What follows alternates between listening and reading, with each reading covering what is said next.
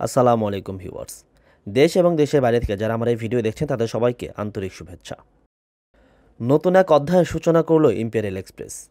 AC segment থেকে বেরিয়ে তারা এবার চলে আসলো নন এসিতে। যদিও একটা সময় এই কোম্পানি ছিল পুরোপুরি স্লিপার সেগমেন্ট, পরবর্তীতে তারা বহরযুক্ত করে হুন্দাই বাস। বিজনেস ক্লাসের ওই বাস দুটি চলছে ঢাকা কক্সবাজার এবং ঢাকা খাগড়াছড়ি রুটে। এরপর এবার মার্সিডিজ বেঞ্জ ওয়েব 1623 এই মডেলের এই বাস তারা বহরযুক্ত করলো, যেগুলো চালাচ্ছে ঢাকা বান্দরবান রুটে।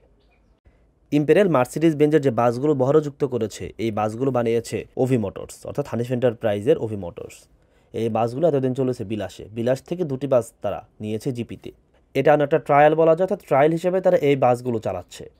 রাজধানীর গাবতলী, কল্যাণপুর, পান্থপথ থেকে এই বাসগুলো আপনারা পাবেন। গাবতলী থেকে রাত 11টা, কল্যাণপুর, পান্থপথ, আরামবাগ হয়ে চলে যাবে বান্দরবান, আর বান্দরবান থেকে রাত 10:45টার দিকে আপনারা এই বাস পাবেন। মার্সিডিজের এই বাসগুলোর সাসপেনশন খুব একটা খারাপ না, এখনও পর্যন্ত যাত্রীদের যে স্যাটিসফ্যাকশন অনেকটাই ভালো। আর চেসিসও কিন্তু ভালো, লম্বা, প্রায় 12 মিটারের কাছাকাছি। এই বাসগুলোতে সব মালিকই 40 সিট ব্যবহার করে থাকে, যার কারণে লেগ স্পেস ভালো পাওয়া যায়। পাহাড়ি রাস্তায় ইম্পেরিয়ালে প্রথম মার্সিডিজ বেঞ্জ নন এসি বাসগুলো চালাচ্ছে। আমি যদি বাসের ইন্টেরিয়রটা আপনাদের ঘুরিয়ে দেখাই, এই হচ্ছে বাসের অবস্থা। আগেই বলেছিলাম হানিফ এই বাসের বডি বানিয়েছে, ফলে যে সিটগুলো দেখতে পাচ্ছেন এই সিটগুলো কিন্তু হানিফেরই। মার্সিডিজ বেঞ্জের এখন পর্যন্ত সবচেয়ে বেশি বডি এই হানিফের ওভি গ্যারেজে বানিয়েছে। এর মধ্যে কিছু বাস হানিফের বহরে যুক্ত হয়েছে, কিছু বাস বিলাসে চলছে। বিলাসের থেকে বাসগুলো ইম্পেরিয়াল নিয়েছে।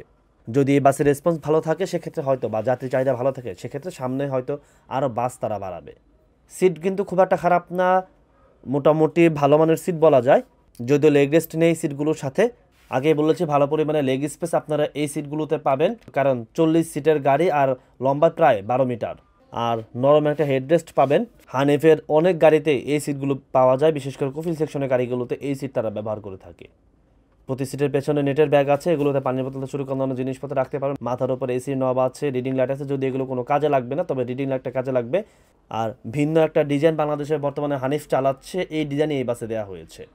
তো সব মিলে আমি বলবো যে বান্দরবানে হয়তো ইম্পেরিয়ালের নতুন চমক এটি, এই নন এসি বাস যুক্ত করা।